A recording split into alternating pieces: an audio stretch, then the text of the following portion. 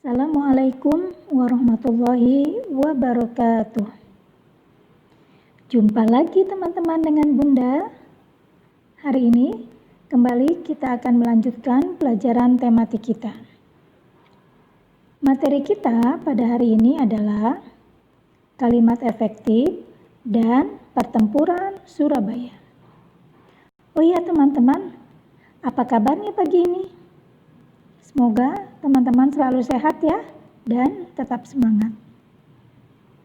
Sebelum kita lanjut materi pelajaran kita, marilah sama-sama kita mulai pelajaran ini dengan membaca basmalah. Bismillahirrahmanirrahim. Kalimat efektif. Kalimat efektif adalah kalimat yang disusun berdasarkan aturan-aturan yang berlaku. Aturan-aturan yang berlakunya apa saja ya? 1. Memiliki unsur-unsur kalimat seperti subjek dan predikat. Di sini Bunda beri contoh, misal aku membaca buku. Aku adalah subjek, membaca predikat, dan buku adalah objek. Aturan yang kedua yaitu memperhatikan ejaan yang disempurnakan atau disingkat dengan EYD. Yang ketiga, menggunakan pilihan kata yang tepat. Dan yang terakhir, memiliki kehematan kata. Inilah beberapa aturan-aturan yang harus ada dalam sebuah kalimat efektif. Baik, contoh yang pertama, menghindari kata depan di, ke, sebelum subjek. Contohnya, di sekolah murid-murid sedang belajar. Ini adalah kalimat yang salah. Murid-murid sedang belajar di sekolah. Ini adalah kalimat yang benar. Mengapa?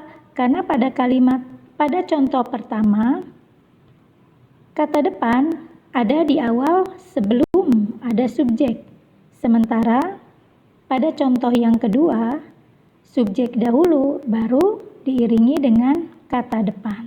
Nah, kalimat efektif yang benar mendahulukan subjek baru kemudian ada kata depan mengikutinya. Yang kedua, dalam kalimat efektif tidak ada subjek yang ganda. Contoh kalimatnya, adik demam sehingga adik tidak dapat masuk sekolah. Ini adalah contoh yang salah. Adik demam sehingga tidak dapat masuk sekolah. Bandingkan dua contoh kalimat tersebut. Pada contoh yang pertama, ada penggunaan kata subjek yang ganda. Kata adik, teman-teman perhatikan, menggunakan dua kali. Adik demam sehingga adik. Nah, sementara pada contoh yang kedua, adik demam sehingga tidak dapat masuk sekolah. Nah, dalam kalimat efektif, dihindari untuk menggunakan subjek yang ganda. Selanjutnya, singkat dan jelas. Contohnya, para siswa-siswi sedang mengerjakan soal ujian masuk perguruan tinggi. Ini adalah contoh yang salah. Mengapa? Karena para itu sudah menunjukkan kata jamak atau banyak. Kemudian dilanjutkan dengan kata siswa dan siswi yang juga mempunyai arti yang sama, yaitu jamak atau banyak. Berarti kalau sudah ada kata para, hindari kata siswa dan siswi. Yang benar adalah siswa-siswi sedang mengerjakan soal ujian masuk perguruan tinggi. Nah, berarti kata paranya tidak lagi digunakan. Itu adalah contoh kalimat efektif yang benar. Sesuai pola kalimat. Contoh, konser menonton Andi tadi malam. Ini adalah salah. Mengapa? Karena konser adalah objek, menonton predikat, Andi subjek, tadi malam sebagai keterangan waktu. Contoh yang kedua, kalimat yang benar. Andi menonton konser tadi malam.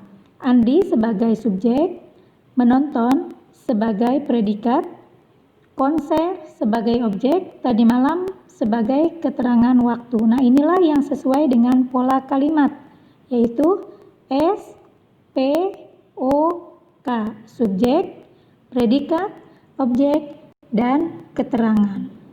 Yang terakhir, memperhatikan penggunaan tanda baca yang tepat. Contoh, adik Rino sudah pandai menulis, membaca, dan berhitung. Contoh kedua, adik Rino sudah pandai menulis, membaca, dan berhitung. Pada contoh yang pertama, ada penggunaan tanda baca. Seperti teman-teman ketahui, tanda baca itu ada titik, koma, tanda tanya, tanda seru, dan lain-lain. Nah, mengapa pada contoh kalimat yang pertama ini salah? Karena ini termasuk kepada pemerian atau pemerincian. Di sini diperinci bahwa adik Rino itu sudah pandai. Pandai dalam apa? Pandai menulis, pandai membaca, dan berhitung. Nah, yang membedakan pada contoh kalimat yang pertama adalah setelah kata membaca tidak digunakan tanda baca, yaitu koma. Seharusnya digunakan tanda baca sebelum kata penghubung. Di sini menggunakan kata penghubungnya adalah dan.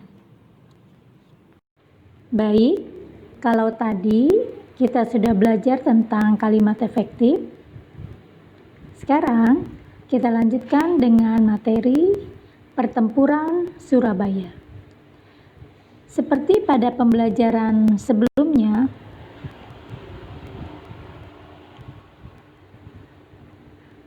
kota Nagasaki dan Hiroshima yang dijatuhi bom oleh tentara sekutu menyebabkan Jepang menyerah tanpa syarat. Kekalahan Jepang kemudian memberikan Indonesia peluang untuk dapat memproklamirkan kemerdekaan Republik Indonesia. Ternyata kemerdekaan yang dapat diraih oleh bangsa Indonesia belum bisa sepenuhnya terlepas dari gangguan bangsa-bangsa lain, khususnya bangsa-bangsa yang pernah menjajah Indonesia. Sehingga pada tanggal 15 September tahun 1945, tentara Inggris dan Belanda mendarat di Jakarta.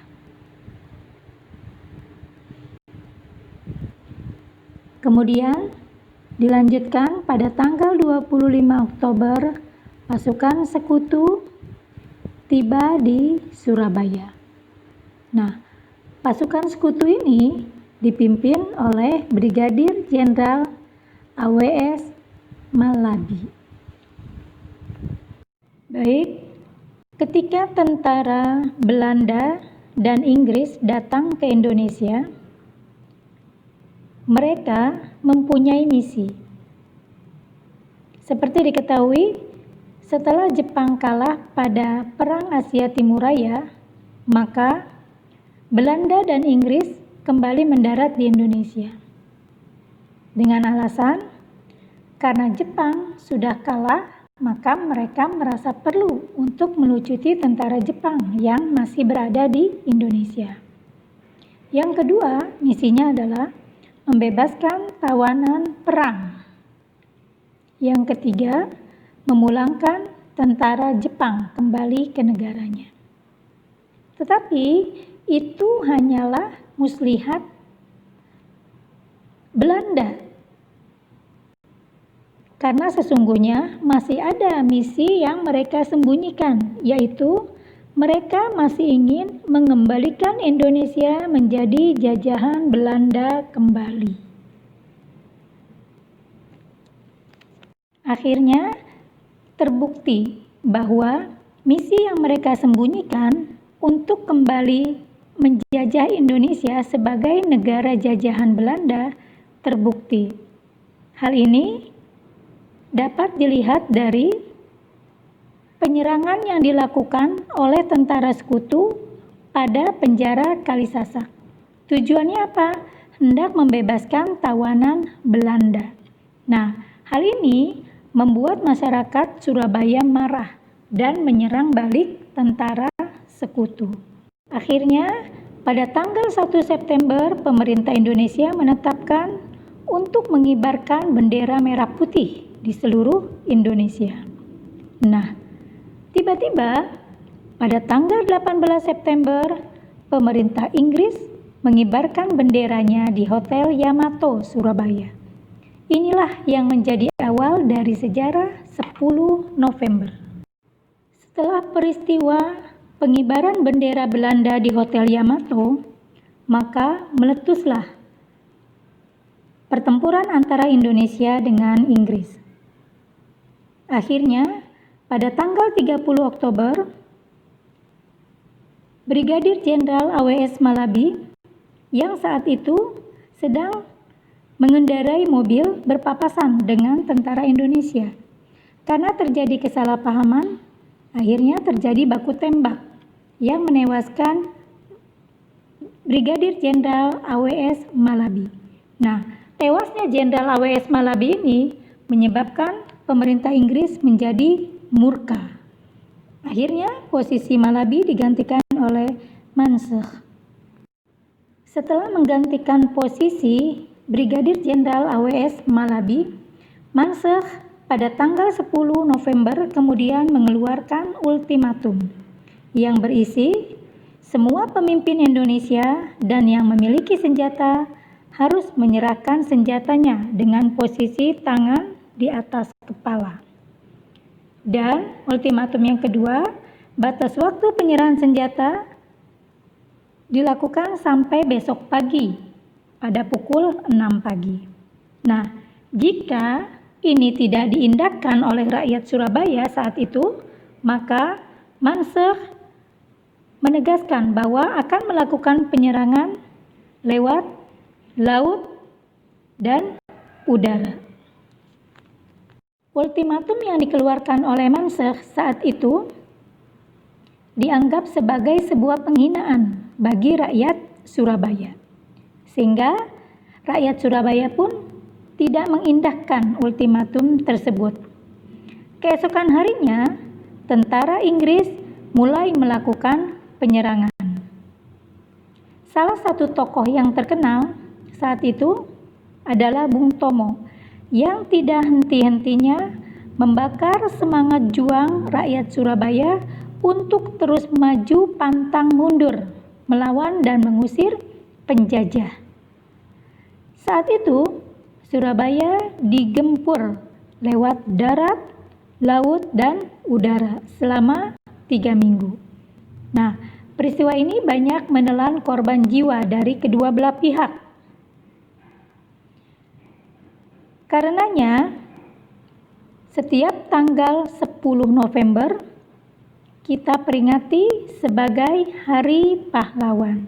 Tujuannya untuk mengingat betapa heroiknya perjuangan rakyat Surabaya dalam melawan tentara Inggris saat itu. Baik teman-teman, demikianlah pembelajaran kita pada hari ini tentang kalimat efektif dan pertempuran Surabaya. Semoga teman-teman bisa mengambil hikmah dari kisah tersebut, yang pastinya tugas teman-teman adalah belajar dengan sungguh-sungguh untuk dapat mengisi kemerdekaan kita yang sudah diperjuangkan oleh para pahlawan sebelumnya. Terima kasih atas perhatian teman-teman semua. Tetap semangat, Sampai jumpa. Wassalamualaikum warahmatullahi wabarakatuh.